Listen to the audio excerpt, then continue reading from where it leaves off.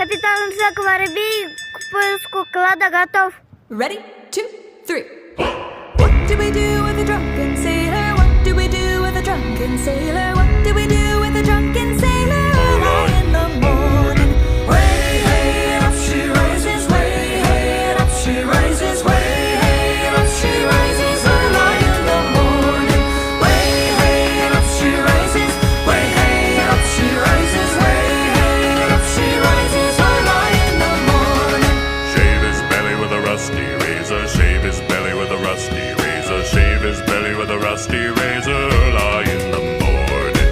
Way, hey, up she rises. Way, hey, up she rises.